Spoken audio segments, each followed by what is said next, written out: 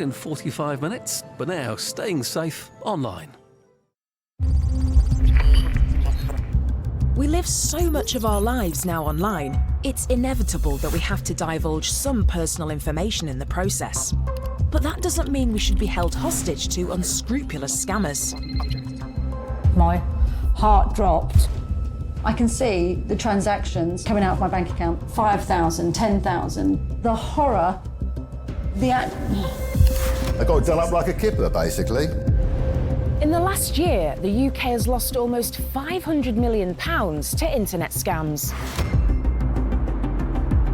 I saw my balance and it said 0. I just felt physically sick. I've lost all this money. You've not lost it, it's been stolen. The scammer's victims are left out of pocket and vulnerable. It starts to make you doubt almost everything. These guys out there know so much about me and I've not given permission for that. I felt stupid, I felt like completely humiliated by it. My mum Mavis and I are uncovering invaluable lessons for all ages as we look how to stay safe online and avoid the fraudsters' traps. The more information that the scammers have on you, the more problems you have. The bank will never, ever ask you to move money. As well as meeting the people working to apprehend the fraudsters responsible. Because we all need protection from the dirty, rotten scammers.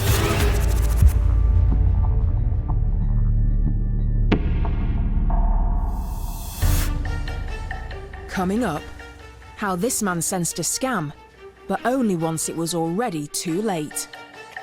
Once I transferred the money, the second I did it, I thought, no, this is not right at all. I find out about the threat putting us all at risk.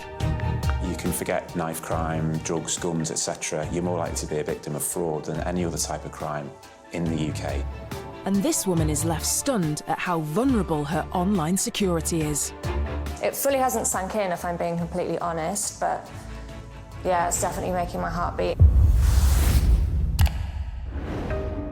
Following the pandemic, over a quarter of us are making permanent changes to the way we shop, choosing to shop online instead of in stores. These days, it's entirely normal to get text messages from companies confirming things that we've ordered and payments that we've made. And generally, when we get one, we know what it's for, don't we? Well, to be honest, I find it quite reassuring when I get one.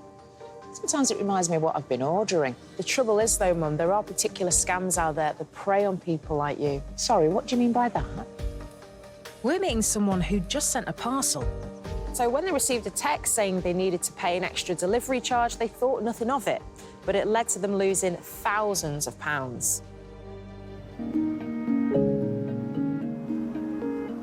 Lockdown life was hard on all of us. But for opera singer Alexander, it seemed to be blow after blow.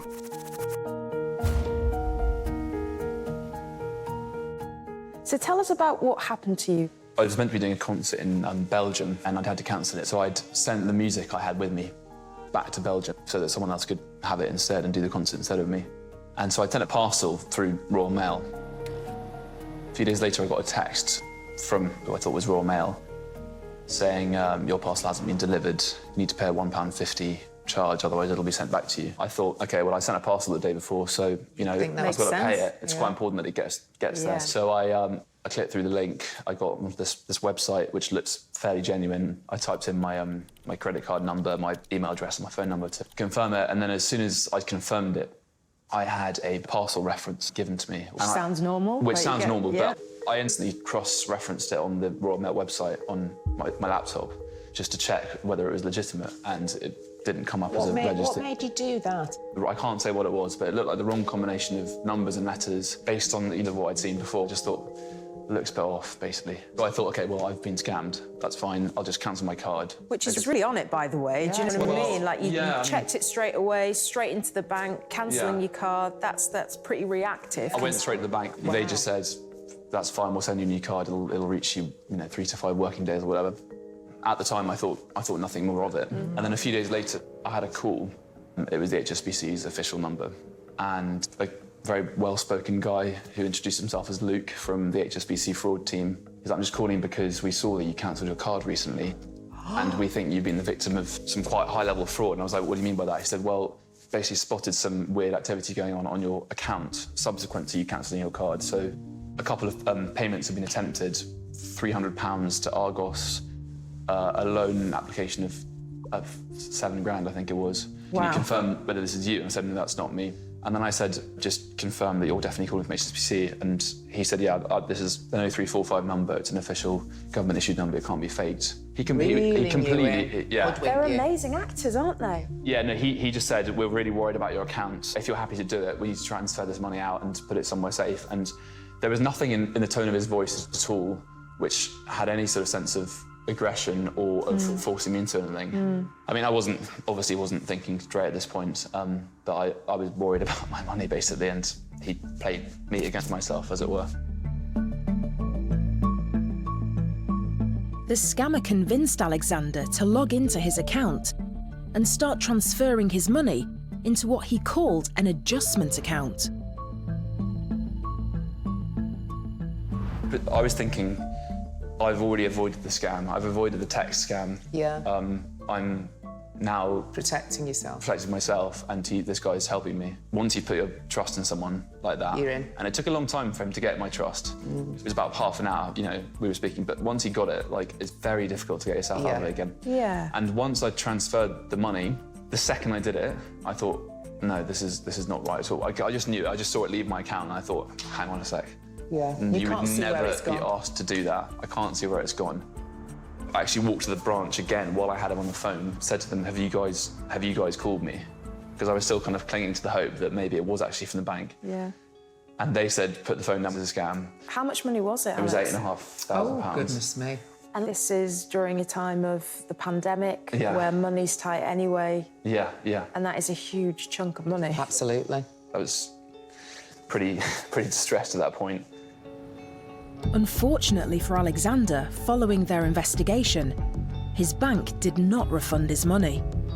And then I got the final result back saying, sorry, we think you did not take enough care.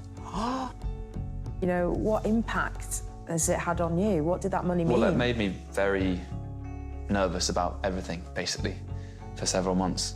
You know, I just had to think twice about what I was going to have for lunch, what I was going to have for breakfast. I was thinking of how am I going to, like, how am I going to do this? Survive?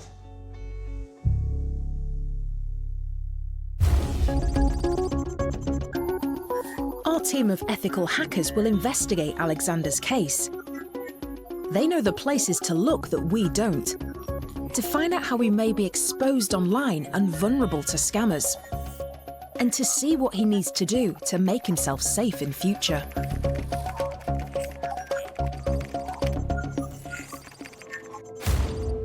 How do you feel just generally now with your data being out there? Well, it's very worrying. So we're going to go away and obviously look into this with the information that you've given us. Is there anything specific that you really want to find out about? The main thing was just my own personal awareness. I think if people know how they can be attacked or manipulated in these ways, then that is the ultimate protection.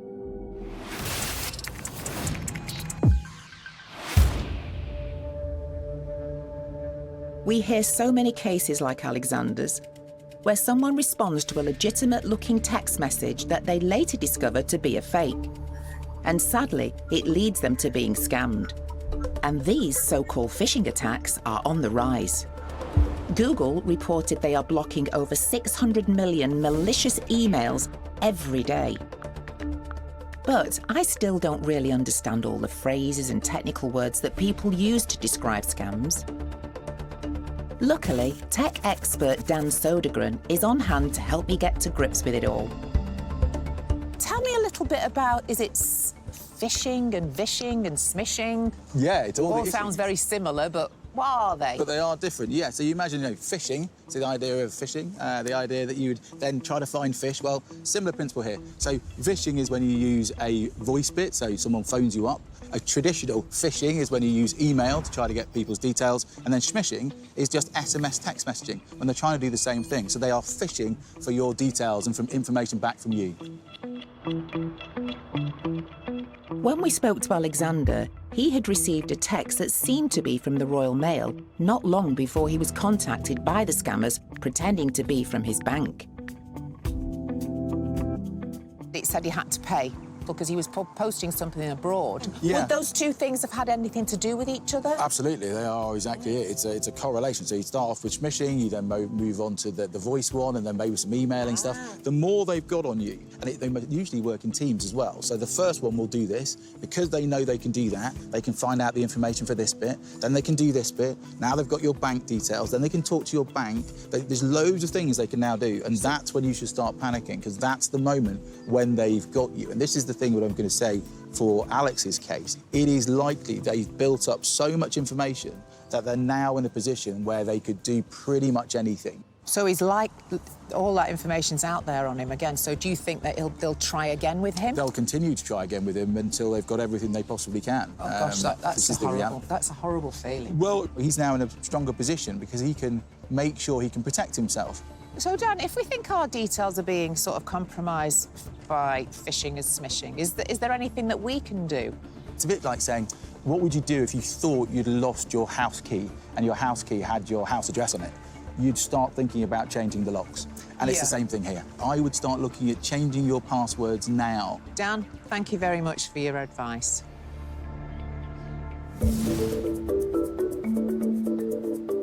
Talking to Alexander has made me wonder if Mum would know how to spot the difference between a real or a fake message when she's expecting a delivery. Have you ever received a message from a delivery company before, Mum? Funny you should say that, Michelle, because I received one about 3 days ago. And it was saying that I had a parcel and it was late, and could I pay? I think it was about £1.27. And I thought, well, I haven't got a parcel being delivered, but I was just about to order something, so they were a little bit before the time. So I thought to myself, maybe that's not real. You are quite dubious of messages in general, though, you, aren't you? Well, yeah, I don't really like getting messages, because it's always sort of... It's Even from me? Yeah, I like a message from you, and it's usually... I like a message when you just send me hearts, Michelle.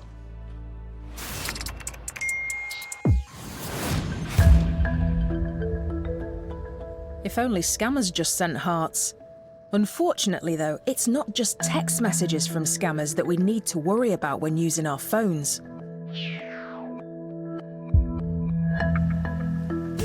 Rebecca, a lecturer at Cardiff Business School, found that even the most convincing phone calls can also be trouble. Early September 2018, I was called up by a gentleman claiming to be from the NatWest fraud team. He was very professional, he was very urgent, and he called me up in the evening wanting to know if I made a certain transaction, which was £300 from Carphone Warehouse in Manchester. And I said no, and they said, okay, just log into your account and verify that you haven't made that transaction. So at this point, I never suspected that this was a fraudulent caller or anything like that. The following morning, however, Rebecca received another call, again claiming to be from her bank's fraud team, but this time questioning movement within her account. He wanted to verify if I had made a transaction of £4,000 from one of my accounts to another account, and I hadn't done this, and it confirmed that that wasn't me. And he said, okay, it's safer just to close your account down completely and we'll reopen you a new account. I was fine with this. So to be on the safe side, we'll transfer your savings to your current account and then we'll just close all of the accounts down. This kind of made sense to me. I made that movement of money, so then all my funds was in one account, and this equates to approximately £7,700. And then they said, okay, we're now going to close the account and we're going to reissue you a new account number and a sort code, and you need to go into your local NatWest branch. Something didn't sit right with Rebecca, and she spoke to her bank to confirm the callers were who they said they were. I said, did you call me today? They said, no, we did not ring you. Devastated to learn it had all been a scam, Rebecca spoke to her bank's fraud team and worked to re-secure all of her accounts. But fraudsters weren't ready to stop attacking her yet.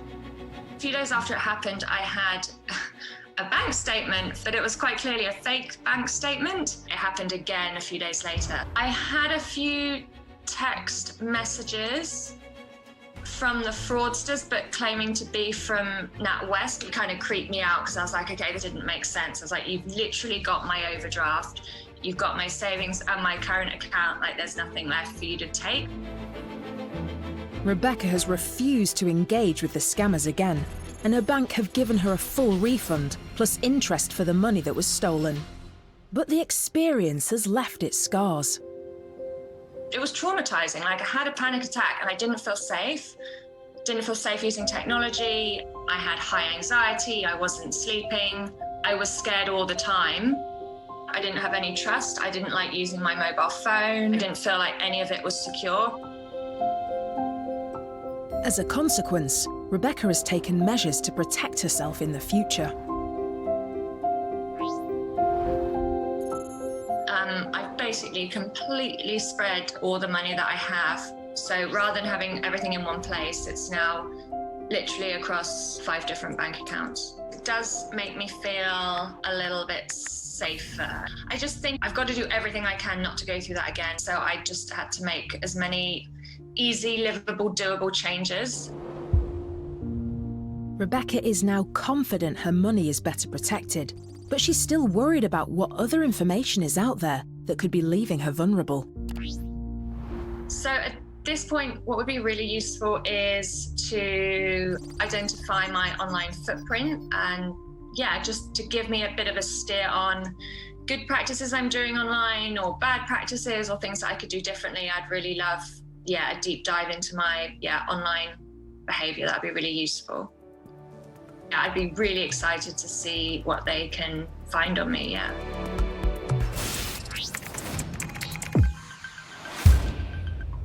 Rebecca was targeted by fraudsters who manipulated her into believing they were calling from her bank. 15,000 cases of impersonation scams like this were reported to UK Finance in the last year. I want to know how Rebecca's bank are protecting customers from these scams. Jason Costain is the head of fraud prevention at NatWest. Well, fraud in the UK is increasing, and it's actually the #1 type of crime now. So you can forget knife crime, drugs, guns, etc. You're more likely to be a victim of fraud than any other type of crime in the UK. UK banks stop 7 in every £10 of fraud loss attempted, but nevertheless, it's still a £1 billion a year problem. There's 2 types of fraud, really. You've got fraud where somebody impersonates you and steals money from your accounts, perhaps, and then you've got fraud where somebody convinces you to move your own money. The latter type of fraud, scams, authorised push payments, that accounts for around £456 million worth of loss a year now. And tell me, why are big brands being impersonated by scammers?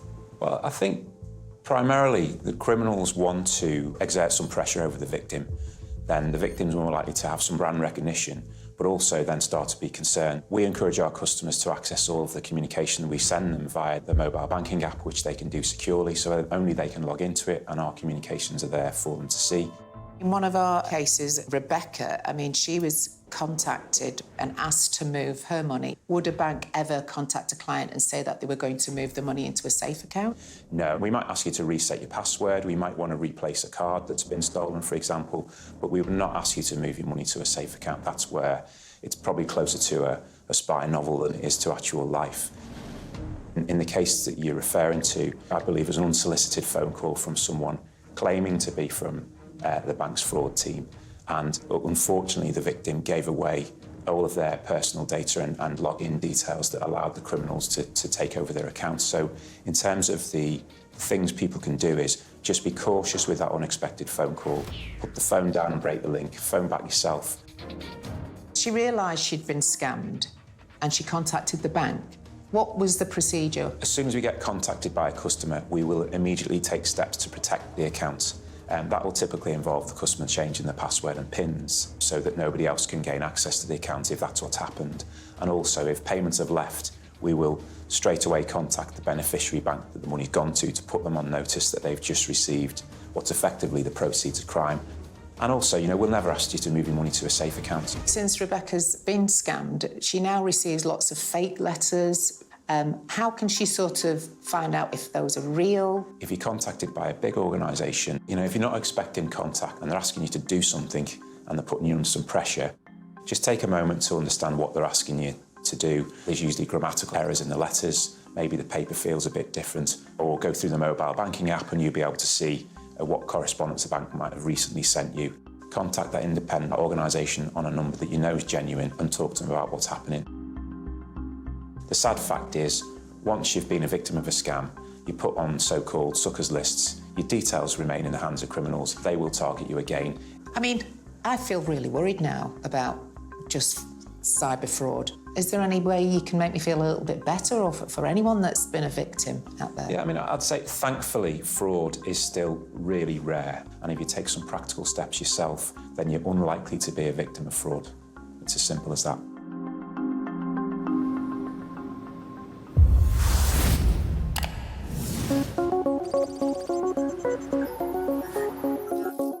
We're working with a team of ethical hackers to fight back against these fraudsters.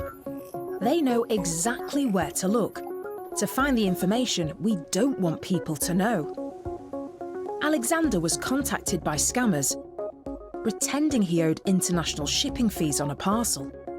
We're catching up with hacker Ikra, who can hopefully tell us how scammers have been able to target him so well. Question for you both. Have you ever been out and about somewhere, a fancy restaurant, even been on holiday and just decided to go on Facebook and check in your location? Yes. Yeah.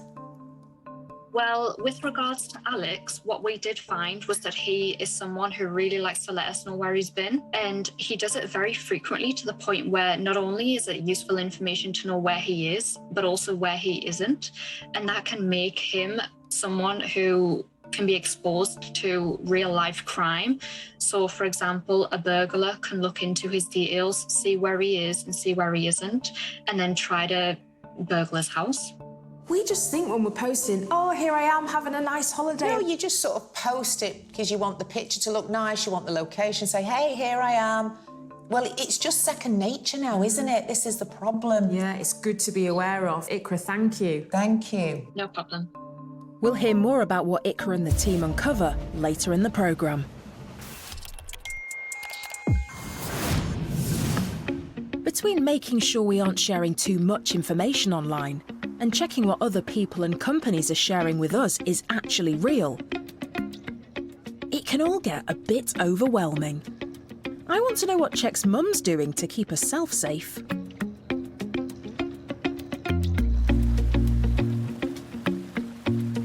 Talk me through your due diligence routine, Mum. How do you check that people who are calling you, texting you or emailing you are legitimate? If I'm sending a payment through my bank, it asks me various questions. Are you happy with this payment? Do you know this person? And I read it every time. Even though I know what the procedure is, I still read it. And even if I'm sending money to you, Michelle, I still look and I think about it and I click the box. Am I happy to send Michelle that money? And you say yes. And I say yes. But generally, that's what I do. I've always been a little bit nervous of anything online.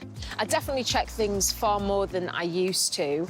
Now that I'm more aware of the scams that are around, but these, like, you know, the Royal Mail scams, the packaging scams, things like that, I would definitely get hoodwinked by something like that in the past, for sure.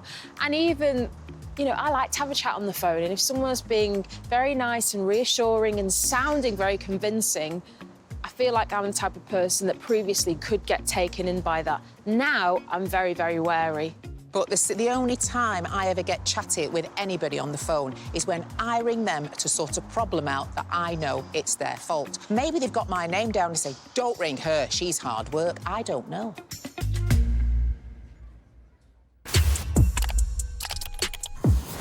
Our team of ethical hackers have been looking into the stories of people from across the country who've fallen victim to scams and frauds. And whilst they usually prefer to keep what they do top secret, here's a little bit more info into who they are and what they do. Hackers have a reputation as dangerous criminals hiding in the shadows. But what about our hackers? This group of students are on a mission to investigate our online security and stop us from being scammed. They're discovering weaknesses, but they're not exploiting them. They're doing it for the power of good. DI Martin Wilson assembled this scam-fighting spy team through an organisation based in Newcastle, funded in part by local police. What's really good about the centre is it's a non-for-profit centre that brings together policing, academia to help with cybersecurity. The students come to us and work with some cybersecurity experts who train and mentor them. Cybercrime is a huge issue. I mean, you see it on a daily basis. Even when we say traditional crime, things like burglaries and shopliftings and criminal damage, things that you wouldn't think would have a digital element in them, now do, which is why we want to harness the bright young minds to help people do the things that can make a huge difference.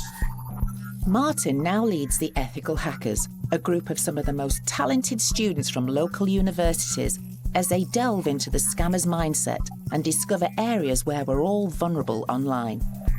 So ethical hacking is the same methodologies that criminals would use. The students can go out and look on the internet, very much like a bad guy would, and find that information and give it to you so you're better warned, so you're forearmed, so you know what information's out there. So a potential victim can go away and put the things in place to plug that gap. The team is currently made up of 4 different hackers. One of the key members of the lineup is Ikra.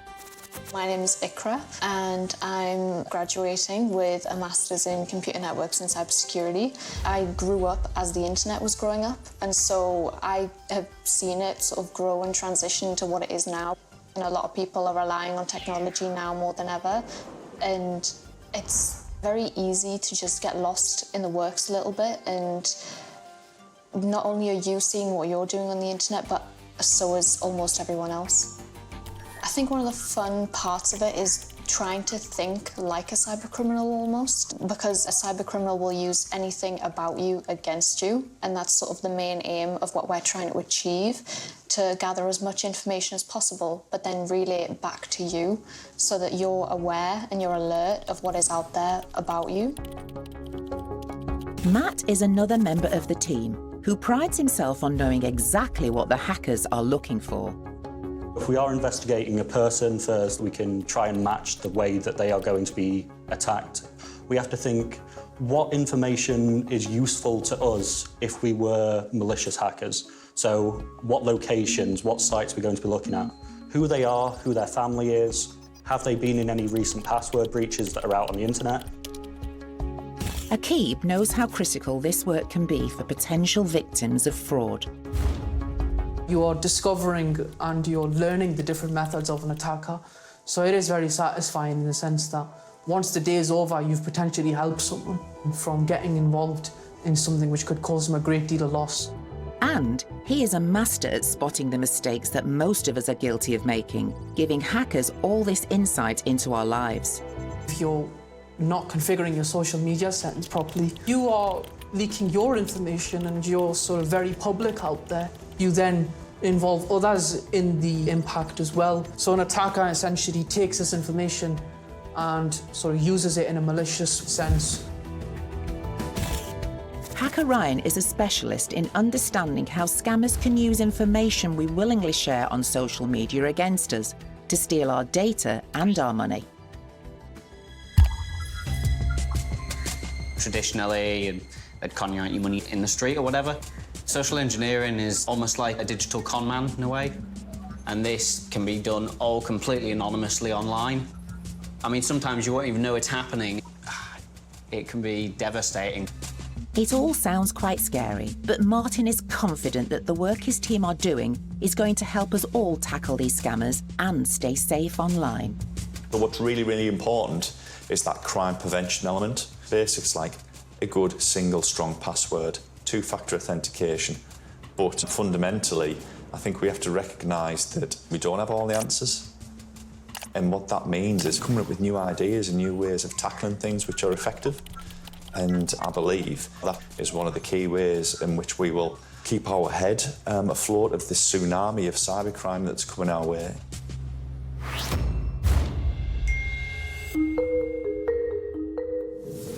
I keep thinking about how scammers can be so manipulative.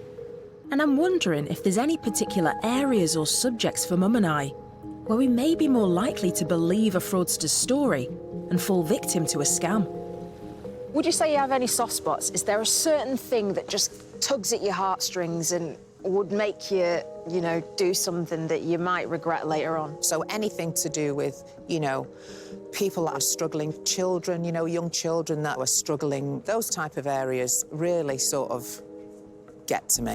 There are certain things which we all have emotional triggers to, and you don't almost think straight then. You just feel like, I'll do anything, I'll do anything. Do you think if a scammer played into those emotions as part of their story that they'd manage to hoodwink you? Well, they would get my interest, yes, and I would listen and I would be more intrigued to sort of move a little bit forward with whatever it was, but it depending what they were asking for, what they were wanting, and I would have to look them in the eye. But that's not a fail-safe, but yeah, it would get my interest.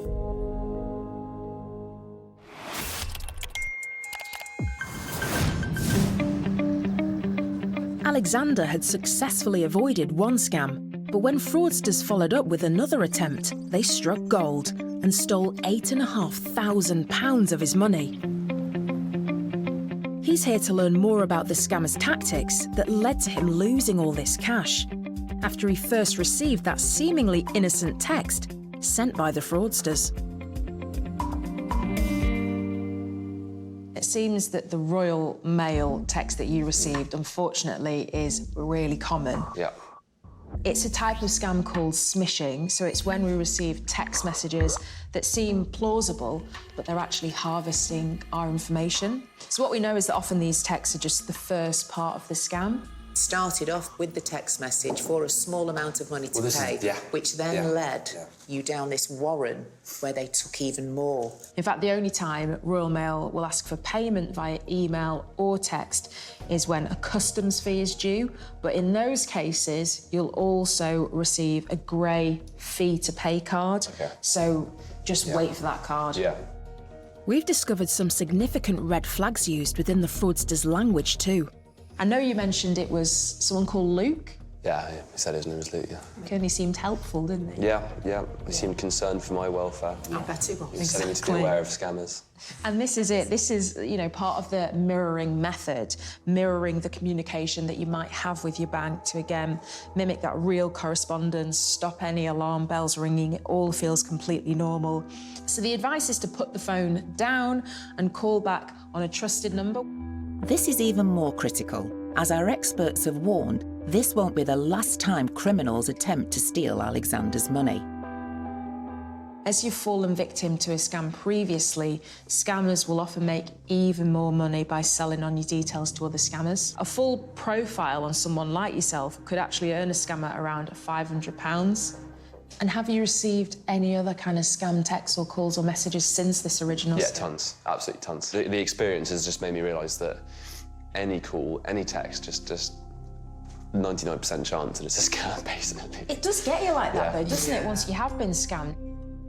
Now, your scammers asked you to move money out of your account. He was saying that the money needed to be transferred into a temporary safe account. We can tell you that safe accounts, in general, just simply do not exist. A bank will never ask you to move money into a safe account. And anyone doing this is a scammer.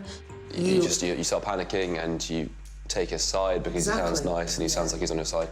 And he knows everything about you. He's saying all these words, he's using all these urgents, and it must be done now, you're gonna lose your money. But our next discovery may explain why the scammers originally targeted Alexander, and how. Unfortunately, Alex, we do know that your phone number and your email address have been exposed in at least one data breach dating back to 2019. Okay. And within this data breach information, like age, gender, spoken language, passwords and access tokens for email accounts were all exposed. Okay, I had no idea. And so you should consider your email address and all passwords associated with it to be compromised and work to re-secure it with strong passwords. Even before the scam, I tried to maintain a sort of level of vigilance about using different passwords. But no, I had no idea that my email address was compromised. And as you say, like, you get sent verification codes and things the whole time to there. That is something I need to think about quite seriously now, which I hadn't really considered before. Yeah. Well, I think the fact that you've just presented me with all this stuff which you've been able to get about my various different, you know, social media and my email address and everything, I've definitely been a bit complacent, I think, in general, even before the scam. I'm sure for the last few years, and it was probably an accident waiting to happen, really. You know, we're all guilty of doing things like that online, and I think we all need to sort of step up, and this is why all these things are quite positive to learn about.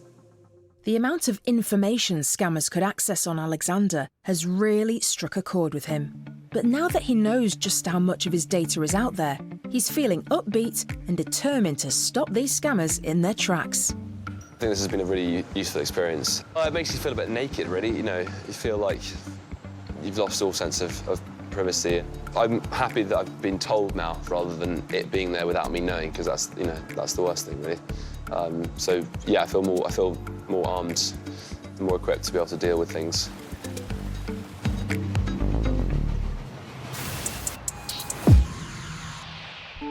Rebecca had a call she thought was from her bank, and it led to her losing almost £8,000.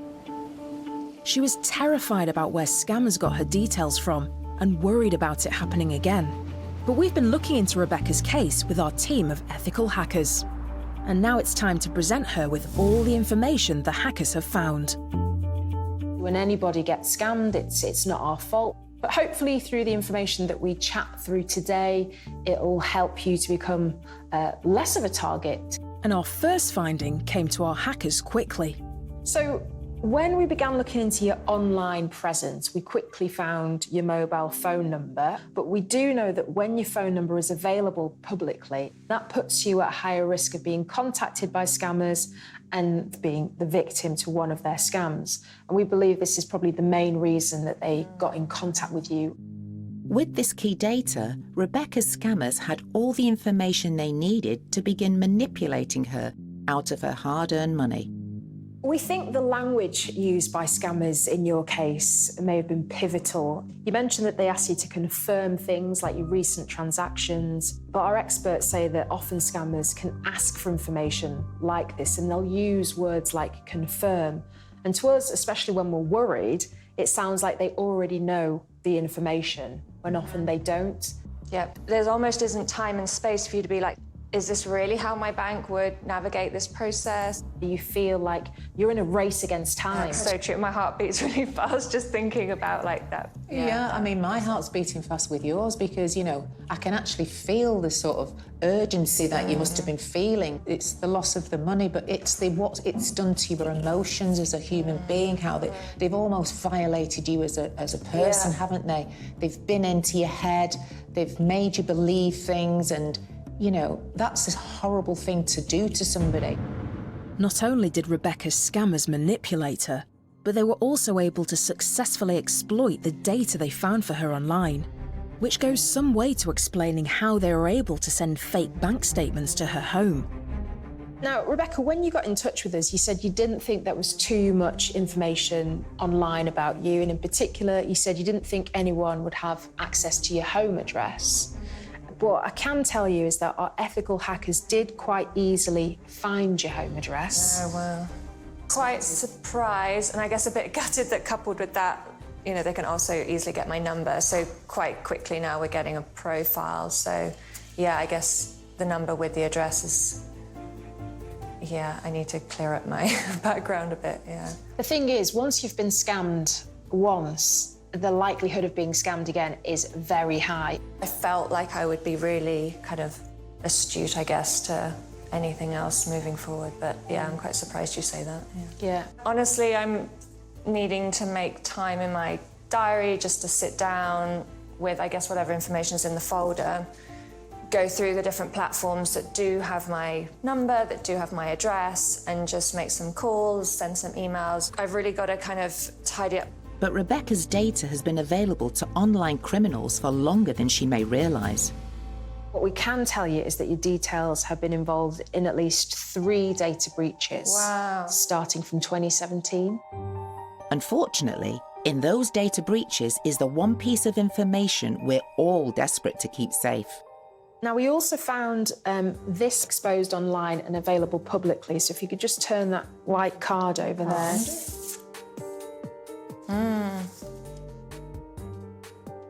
But this password I've probably been using for the longest period of time. Work accounts, email, at some point banks for sure. I mean, for several years, this would have been my primary password. So our ethical hackers were able to find that password. It's a password that's out there, publicly available for scammers to use. Wow. It's just one example of multiple passwords that we were able to find. Wow, okay, that's really horrible. Oh, I really didn't anticipate that you were gonna show me that. It's quite upsetting because when you set the passwords, you kind of trust that this is a good, medium or bad password. And it never occurred to me that I just thought variants of this were fine. And yeah, you now telling me that that's publicly available. It fully hasn't sunk in, if I'm being completely honest, but yeah, it's definitely making my heart beat and giving me some anxiety, the thought of that. And it is overwhelming and it can be anxiety-inducing. It is about taking it step by step for this next part of the process, because for you now, being aware of this, you can be in the driving seat, you can be in control. And when it comes to the right kind of password, we've had some good advice from our experts in terms of character length between 8 and 12, a long password, a real mixture of numbers and letters, upper and lowercase, symbols mixed in there, making it as difficult as possible and completely unrelated to ourselves. This is a pack that we're gonna let you take away with you. It's got more information, more advice, just to help you feel more secure online. Brilliant. Moving forward. Yeah, that's fantastic. I really appreciate all the help. Our ethical hackers have produced a guide for Rebecca to ensure she has the best online protection she's ever had, and to stop her having sleepless nights about this happening to her again. I mean, I'm a great believer in, knowledge is key. 100%. And yes, it's been a horrible experience and, you've had, a terrible time at it. But what's happening now is you're finding out how to move forward. Before this, you wouldn't have known. You would have carried on and something bigger and worse could have happened. Knowledge is power, and I feel like I have that. Yeah, I feel good moving forward. Good. It's been a challenging day for Rebecca, with a lot to take in and a lot of work to be done to overhaul her online security measures. Moving forward, now I've received the advice today, I have a real deep sense of gratitude that the team have taken the time to really expose and reveal to me what is out there in terms of my identity. And it's still quite new, sort of knowing what is out there, so I'm still a little bit taking it all in, but big picture, I absolutely feel really, positive and quite empowered about moving forward and, just tightening up my online activities. I think Rebecca still felt anxious about everything. And it's just how slick and professional the scammers can seem that makes it so convincing. I hope with the information that Rebecca's had today, she'll feel more confident going forward. But remember, your bank will never ask you to move money because of fraud. If someone is asking you to do this, it's a scam. Delve deeper into the world of cybercrime and online scams with the Open University. From phishing and malware to Trojans and worms. Head to bbc.co.uk/scammers and follow the links to the Open University. They've discovered a multi-million-pound cannabis farm which must be destroyed. Bradford on duty at 9. That's on BBC Two. And helping a woman who's fallen down the stairs while on holiday. Join the paramedics on scene. You can watch it now on BBC iPlayer. Next is Your Passport Up to Date. It's Rip Off Britain.